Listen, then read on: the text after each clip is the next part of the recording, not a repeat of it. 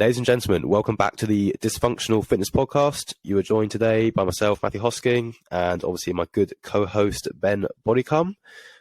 This week, we are going to be looking at the teams. So the team leaderboard is now finalised. So we're going to do a little deep dive into the European leaderboard for teams, see who's made the cut for semis coming up. And then after that, we're going to take a little quick look at just the age group online qualifiers, just have a little look at some of the UK people who did quite well. And then we've got, just some little news about some other events that have popped up at the end. And that will pretty much be the order of proceedings. But yeah, right, we'll get into it. So, Benjamin, teams are done. Teams are indeed done. Obviously, there's a little bit of a vacuum in the team competition this year with CrossFit Mayhem Freedom no longer competing. But I think if we sort of look at it from a worldwide perspective, CrossFit East Nashville Proven have definitely stepped up to fill that void. That is half of Mayhem anyway. So yeah, it's half of Mayhem with a team specialist in Tola Marquinhos and a perennial games athlete in Tim Paulson as well. If I have to hear Sean Woodland talk about Tim full send Paulson again, I'm going to lose my mind. So I will not refer to him as that. He's a relatively good athlete. We don't need to talk about how he likes to do things on an assault bike. He has all the 20-second clip of him just going full ham on the bike. It's like, yes, he's the only athlete that can do that. Yep. In the whole 300,000 people who do the Open, only guy who can do that. Definitely not seen any random members in our gym ever do that. Anyway, so on a world like the other big ones to call out, CrossFit Invictus, looking to jump up from third into first because they've obviously got Joshua Sharma, who's a UK athlete on their roster. And then the other sort of new team on the scene is CrossFit Torian Mayhem from a worldwide perspective. I think they won every single workout in Oceania. So I'm expecting them to qualify to the games, and they were third worldwide in the quarterfinals as well. That is with Royce Dunn, Brandon Swan, who are both former individual games athletes. So good to see them doing quite well. And then Marnie Sykes and I'm not sure whether it's Bryony Chalice or Christy Bishop as their main female, but they've also got James Newbury listed as on their competition roster. So if anything happens, it's good they've got a strong substitute who can come in if, one of the main males is unable to compete for whatever reason that might occur. But pivoting over just to the European leaderboard, no shortcuts CrossFit, another new team on the scene, were able to take the top spot, winning 3 of the 5 events that they had. So a really strong showing with them. Andre Houdet has been to the games a couple of times. Has looked like he was going to sort of start to climb the games leaderboard, but as an individual, but has elected to sort of pivot and become a games team athlete, I should say. Has recruited a team of people who have a decent chunk of team experience in some of them, and others are fairly brand new to it, but I think their skill sets match quite well. They all live and train together at his house, essentially, which I think we're going to, when we get to semi-finals, is definitely, if we don't see that on the floor with their communication, then I'll be really, well, what's the point of you all living together if you don't know how to use the word effectively? What's the point in this? So yeah, I'm expecting them to do really well.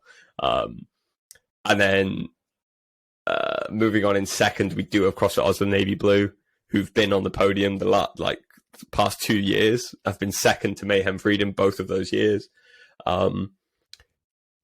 Always tend to sort of save their bigger performances for later in the season, so they tend to peak later on. And this quarterfinals performance is better than their last year's quarterfinal performance as well. They've got exactly the same team they had last year, and I think they'll do very, very well at the games once again, because they know how to communicate and they know how to work together well as well, which I think is incredibly important. Moving down the leaderboard, the top place British team coming out of quarterfinals was CrossFit Rotherham. Now, Dan Ty and Sapphire Goddard, who are on this team, tried to go team last year out of Denmark with what was essentially going to be a red pill training team.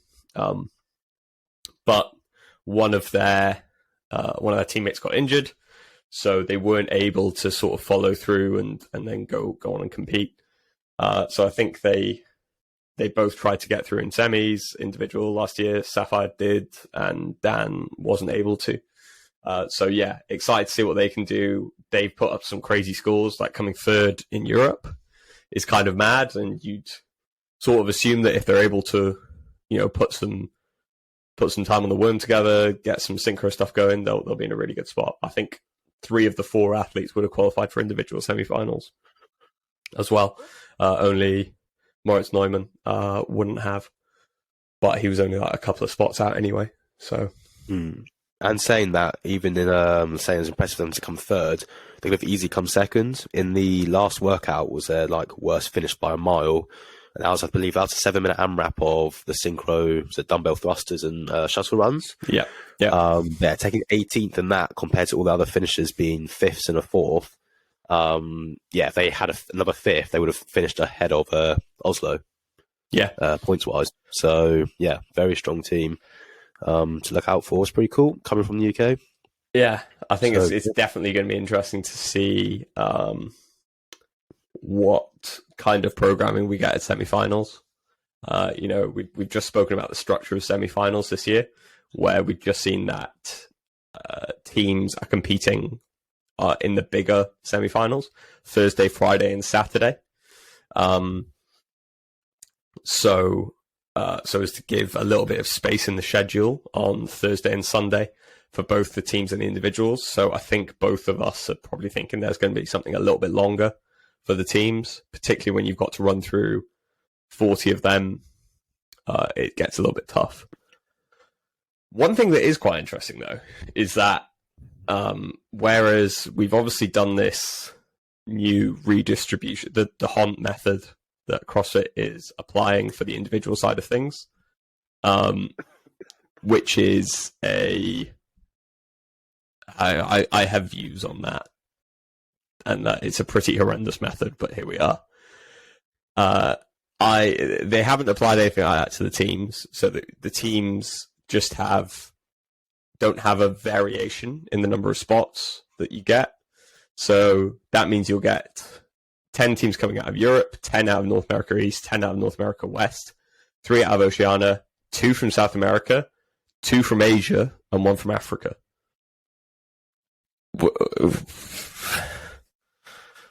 How they justify these numbers, I don't really know.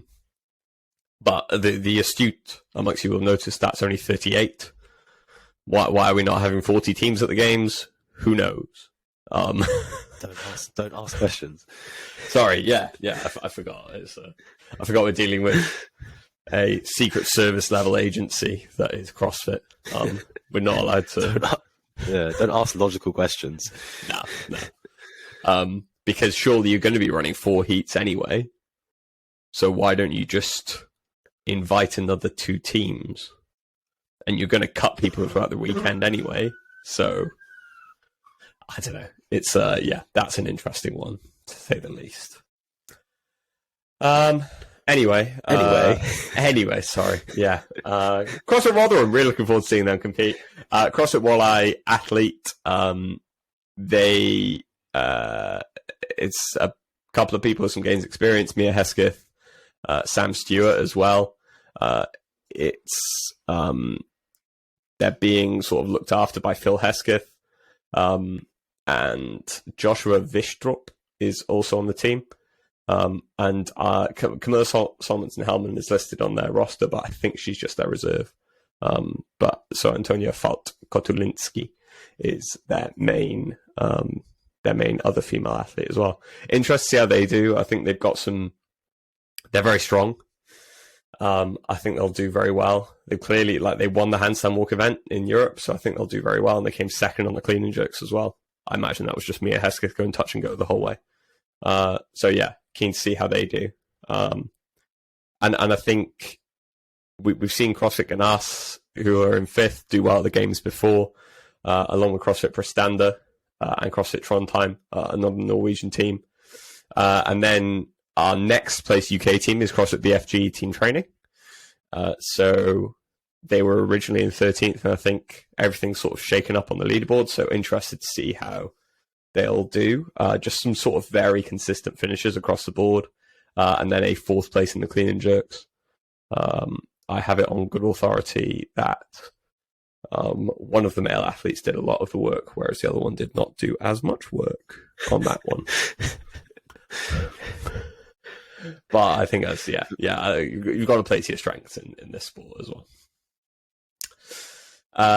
CrossFit Aylesbury in 14th as well. I think they tend to do a lot better on worm events.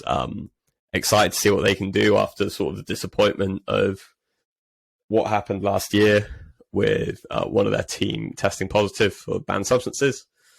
So yeah, really excited to see if they can put a good performance together at semi-finals, and I hate this phrase, punch their ticket, but I'll say it anyway.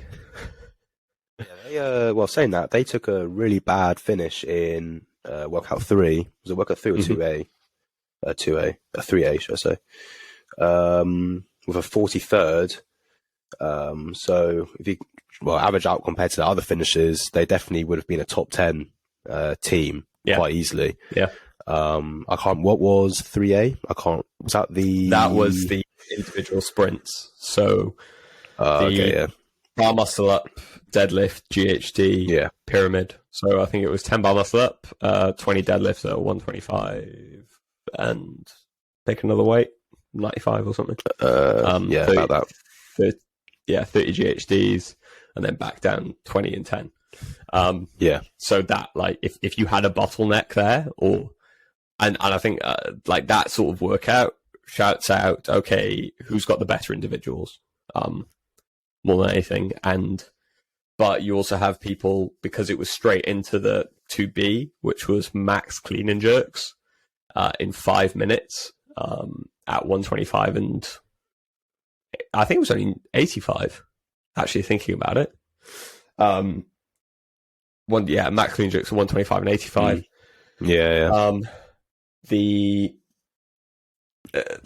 People tended to sort of save themselves for that a little bit. Like, if they knew that, they're not as good at doing those types of that type of max power output in that time, then they'll probably save themselves for that workout a little bit. Coming in 17th in Europe overall, and our 4th placed UK team is Blueprint CrossFit Team AOD. We're in a qualifying spot in semi-finals last year, but one of the guys on their team popped a hammy, so I think they're ready for a redemption arc. And I think they were able to sort of demonstrate that they had a really good team last year. So excited to see how they do as well. One thing I will comment on before we carry on and look at the other UK teams is that, so we've got one CrossFit Oslo team. We've got 2, 3, 4, 5, 6. Yeah, 6 CrossFit Oslo teams in qualifying position for semi-finals. That's kind of mad. All of them coming out of one gym. That's absolutely insane. So I know I've referenced before that Norway does things a little bit differently, given the fact that they have a lot of affiliation to the International Functional Fitness Federation, or whatever it's called. So they have a lot of experience on the team side and a lot of focus on it. but to get 6 teams through to Berlin is absolutely insane. Yeah, I can't imagine anyone else doing that. So yeah, that's really, really impressive. In terms of other UK teams to look out for, Surbiton Motion in 20th. And again, they just had 2 majorly bad workouts. They had a really good day 1. They were 4th and 16th on day 1. And then took a 47th on the sort of sprint event, a 24th on the clean and jerk event, and a 33rd on the running and thrusters event. Kind of expect them to do better on that final one. They're a really strong running team from what we've seen at SID. But we'll expect to see them, sort of kick on, and because they've got games level experience, so I kind of expect they'll be able to pull that together and put in a really good performance in Berlin as well. A couple of other British teams to call out: West Leeds CrossFit Shirefit, again previous semi-finals experience. CrossFit Bladen out of, I think it's Northern Ireland, and then Crooked Lane CrossFit EST 28 have also made it from the UK as well. So yeah, a decent number of UK teams that have made it. Exciting to see how they do. So obviously with 10, and I think the thing is with 10 spots up for grabs, like we're going to see a lot of variation in the leaderboard, and I think it's going to be a really exciting watch to see who's able to put together a good weekend, and it is going to be very dependent on the programming as to who's going to shine and who's going to have major weaknesses exposed. So yeah, really looking forward to seeing how that develops. Cool, nice stuff. Well on, Ben. Good carry there. I really, really value your input there, Matthew. I told you, you're the team specialist, so there you go. I mean, I don't think it takes a lot to be a. I don't think it takes a lot to be a team specialist in CrossFit. You just have to know the names of the people who are on the team.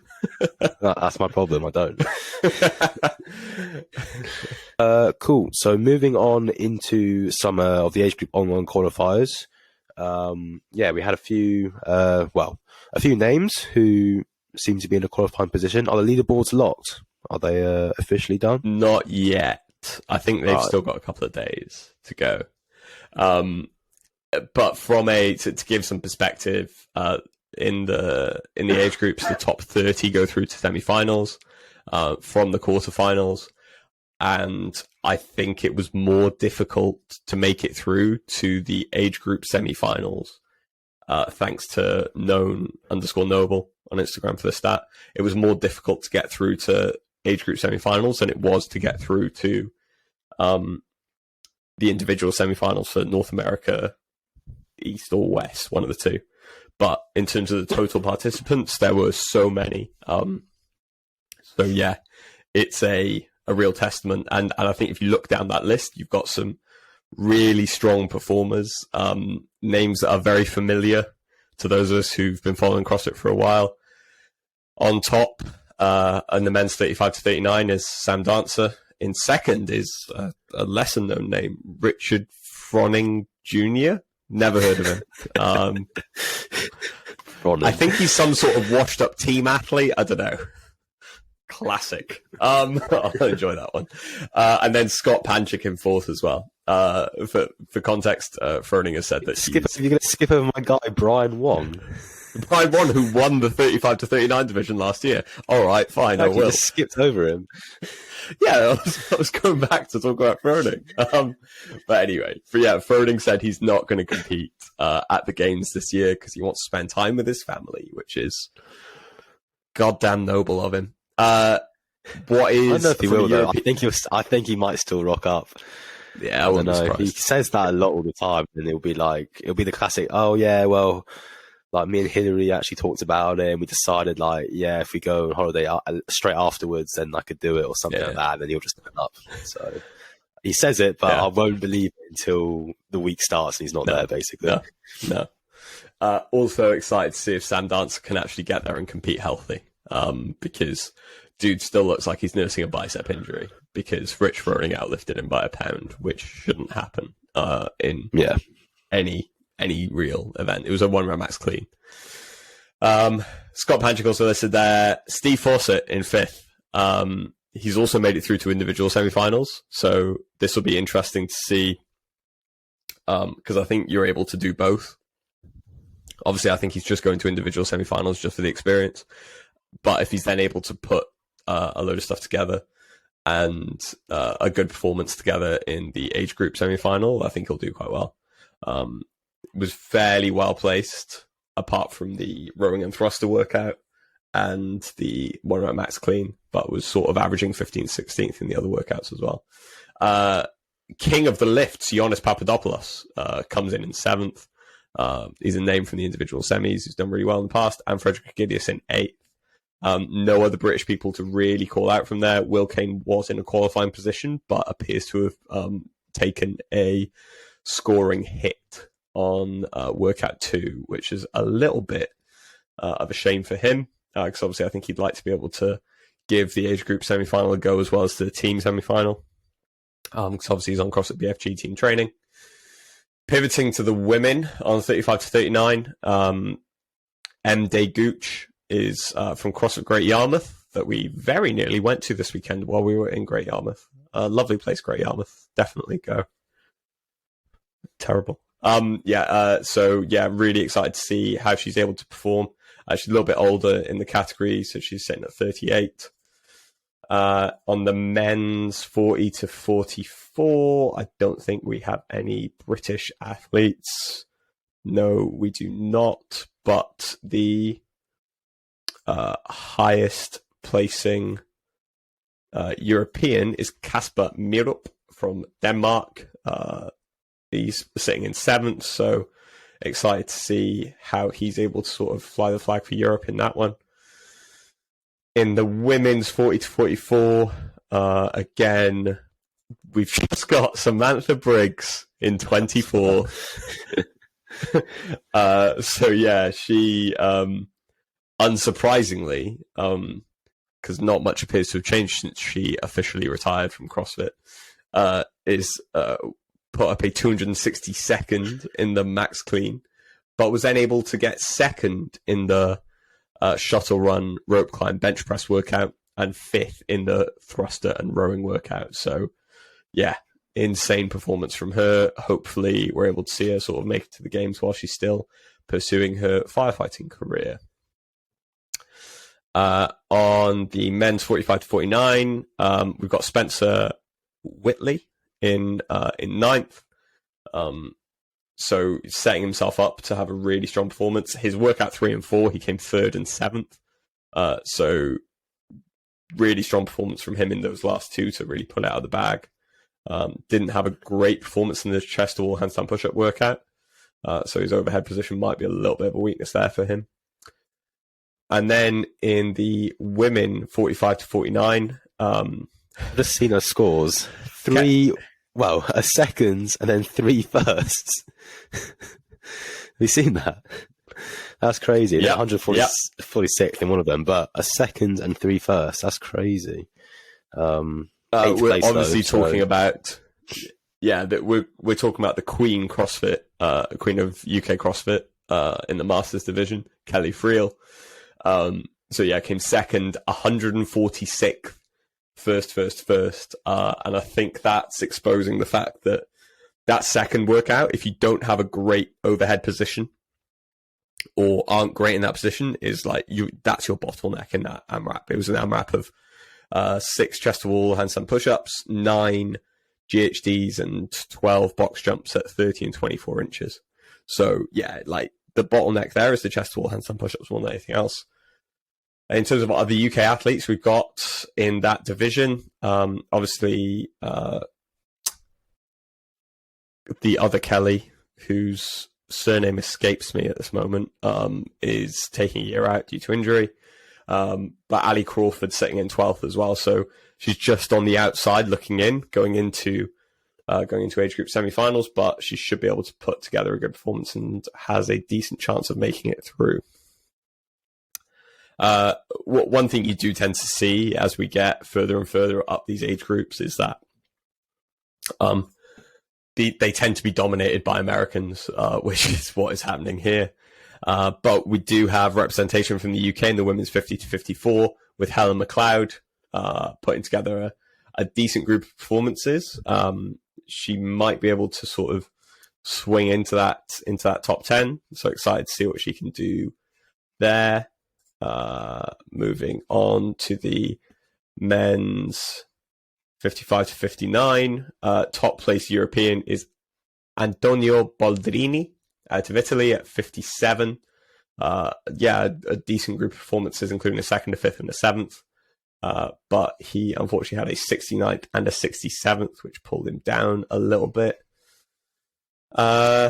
Moving on to the women's 55 to 59, and Lee Coates out of CrossFit CSTL, CrossFit Coastal, is in top position in that age group, winning 2 workouts, coming second in the third, and then following that up with an 8th and a 12th. So a really strong performance from her in what is a division that's dominated by US athletes. Just sitting on the outside is Lynn Watt, right at the top of that age group as well at 59 from CrossFit JXL. So really impressive to see that. Hopefully she might be able to just sneak in a spot up there as well. Last couple of divisions, the men's 60 to 64. The only 2 European athletes are Marcus Parneteg out of Sweden, Styrka CrossFit, let's go with, and Gerardo Schiatti out of Italy. And on the women's side, 60 to 64, again, wow, no Europeans. That's insane. Finally, in the 65 plus, top placing European male is Jean-Louis Deret out of France. And on the women's side, we have Karen Dawkins sitting in 10th, so putting herself in a strong position to make it through to semi-finals as well. On the teens side of things, no UK athletes to call out there. Top placing on the boys 16-17 side is Rafael Candesh out of CrossFit Montiel, I think, in Portugal. So he's in 9th overall, so hopefully we'll be able to see him at the games. Lucy McGonigal, unsurprisingly, is on top, coming out of age group quarterfinals in the female 16s, in the girls 16-17 division, beating out media darling Olivia Kerstetter. If Morning Shortcut could stop talking about her, that'd be great. So some strong performances from her, and we also got Chiara Silva out of CrossFit Ascot, sitting in 17th as well, and Hannah Went out of CrossFit Witham in 21st. On the boys 14 to 15 side, Pau Martin Tiers out of Spain is the top performing boy going in, and we've also got Rio Brown out of CrossFit RS3, who's a UK athlete. He's in 16th, so hopefully he'll be able to make that push into the top 10. And on the girls' side, 14 to 15, Phoebe Davis out of CrossFit Stone Towers is in 6th, putting himself in a strong position, and Belinda Dennett out of CrossFit Isle of Man as well. So assuming judged by Dan Bonnet, so guessing she's coming out of the Dan Bonnet production academy that he has rolling in CrossFit Isle of Man that produce people like Amy Kringle. Emily Steele still trains under him as well. So yeah, that was a whistle-stop tour around people who are currently in qualifying positions or just outside.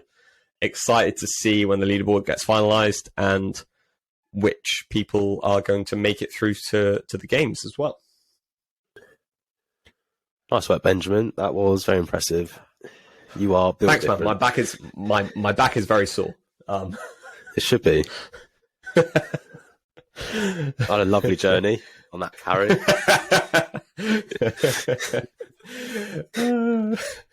Right, let's big shift. Well done. Yeah, cheers, man. Cheers. Finally earned your title of co-host on there for that performance. mate. I'm no longer the temporary guest co-host. Is that right?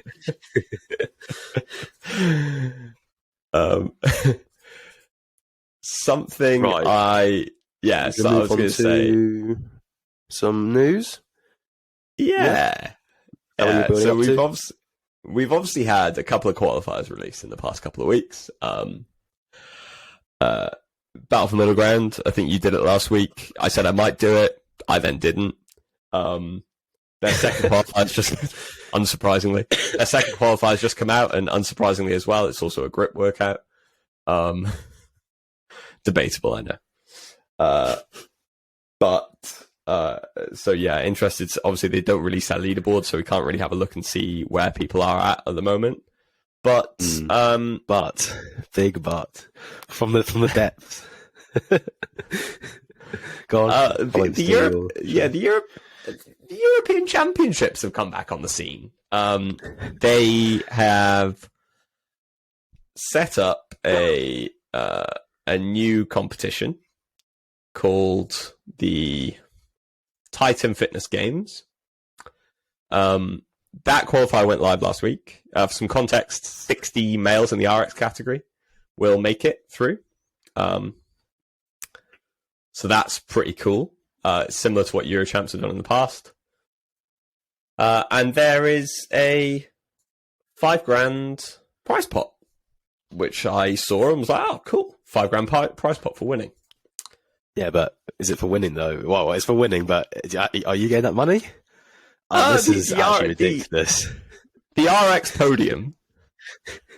So if you just go on there, if you just have a look at their website, it'll say £5,000 prize pot, right? You then go into the actual qualifier, and podium prize pot equals £5,000, and in brackets it's got charity donation. Because they spelled charity wrong, but it's fine. No. Charity donation. If you guys need a copy editor, just let me know. Yeah. The RX podium, just from seeing that already. RX podium first will get £1,250. Second will get $750. Third will get $500. Winning athletes will choose a charity of their choice. Honestly, people maybe don't understand the context of why we're talking about this, but basically Euro Champs last year was, well, if you know someone who did it, was pretty much the worst run event, probably in Europe, or probably in the CrossFit ecosystem. It was probably the worst. Like that dramatic pause. Probably actually the worst run CrossFit event there was last year. It probably wasn't even close. It was a shambles from start to finish. I was competing in the individual field, and Ben was there helping and like supporting the BFG. It was a BFG team there, and so we're all there. And yeah, it was just horrendous from start to finish. Day one wasn't awful. I mean, the queuing just to sign in was bad, but that was just queuing, so I didn't think too much of it. And then like the first event was supposed to be a run, a swim, and a paddle. They had to take the swim out because of like algae or something in the water, which I mean, they can't really control that. That's just natural causes. So you can't do much about that, which is fine. Yeah, but they learned from CrossFit, they learned from CrossFit that we can't do that. We can't put people in polluted water, which is good. Exactly. Credit to them. So that was changed to like a run and a paddle, which is fine. That wasn't really the problem. It was day two onwards where it just went to absolute shit. So the first event was like a clean and jerk ladder. There was a clean and jerk, or just a clean ladder, wasn't it?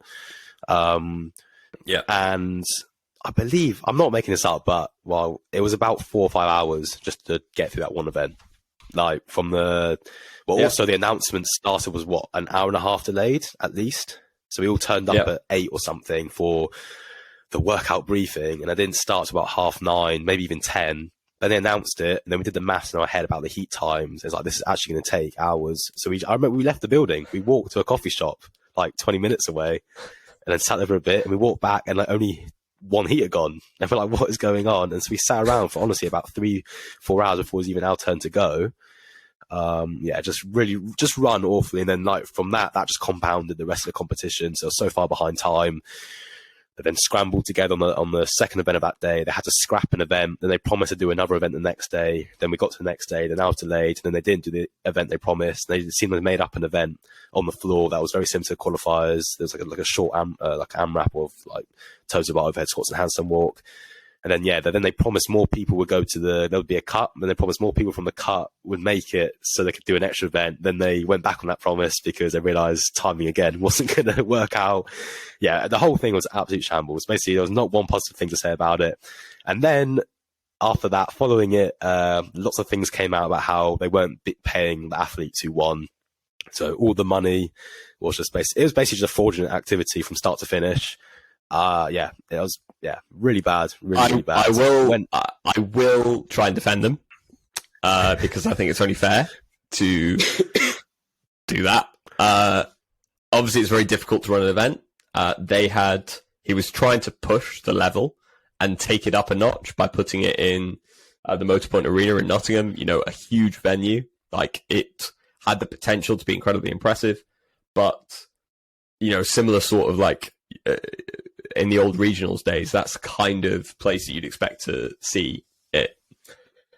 So nothing against him for like trying to push the boat out and try create a really cool competition.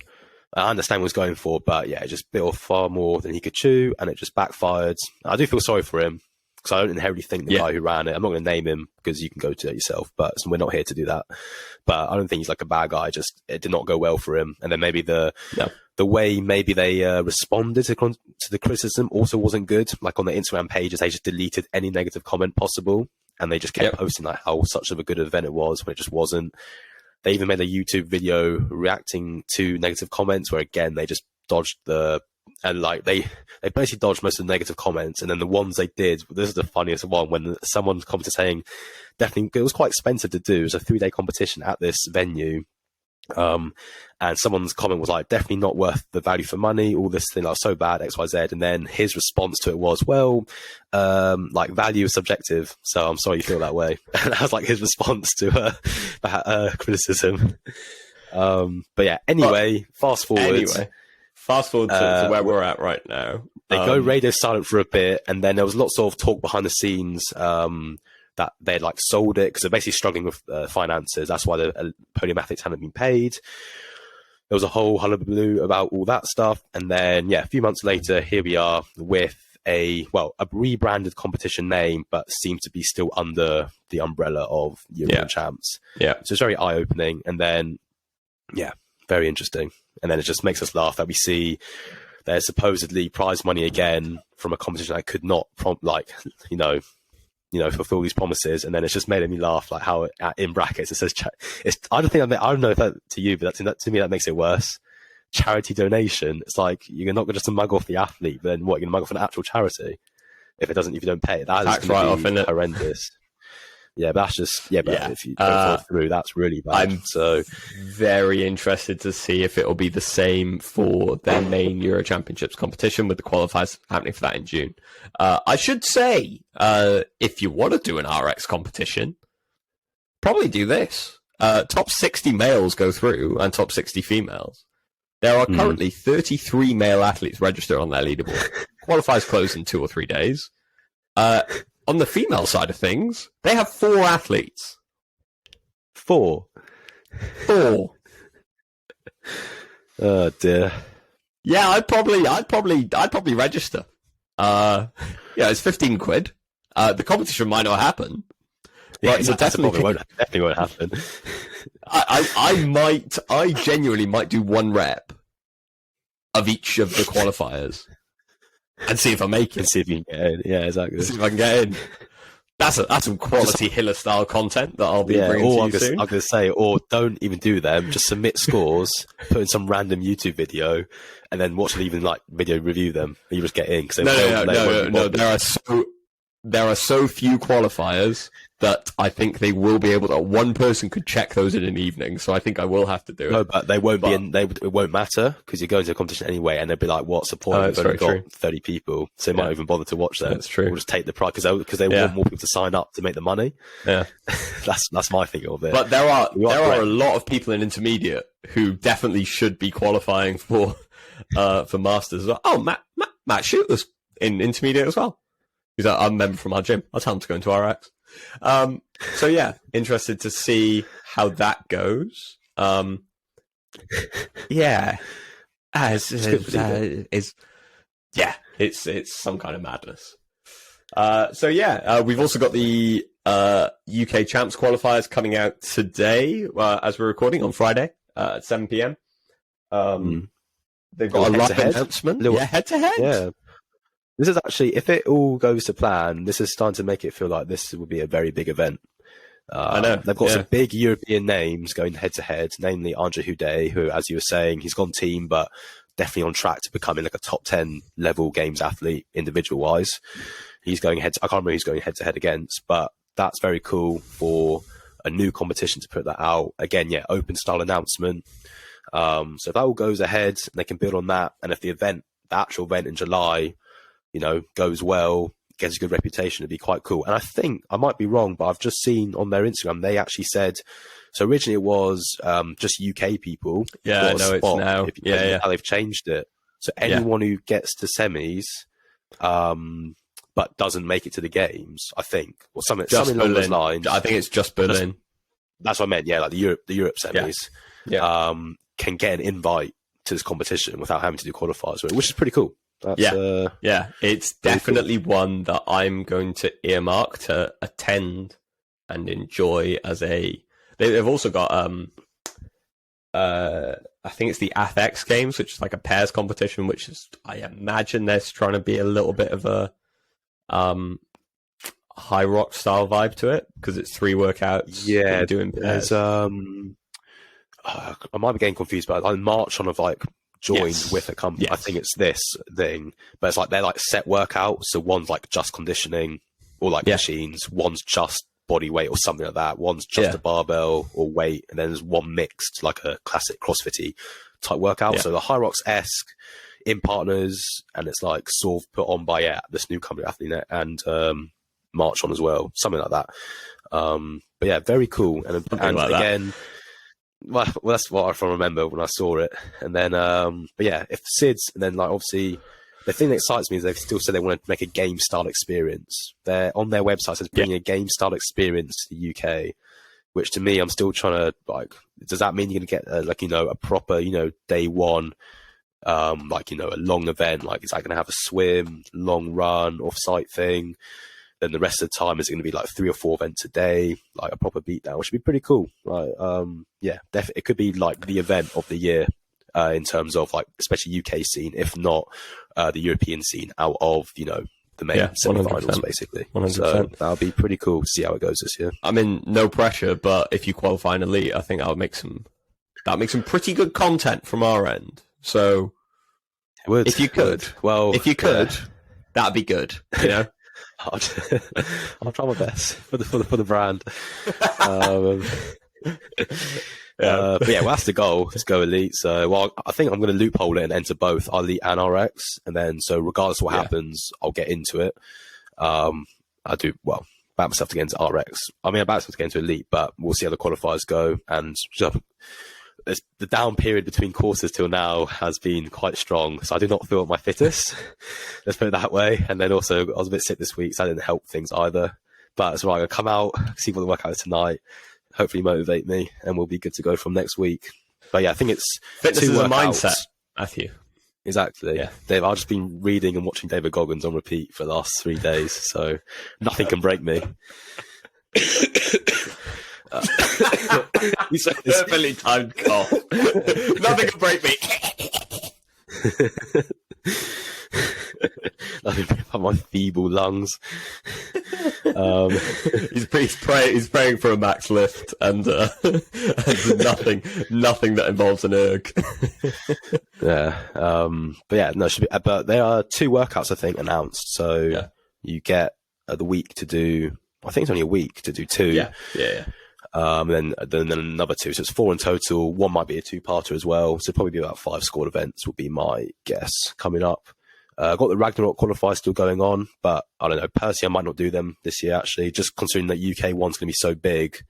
I might just want to fully peak for that. And I might still do the Ragnarok qualifiers, just so I have the option if I want to do it. But I'm starting to lean towards maybe not doing them because I've got Turf as well, and that's the weekend before UK Champs.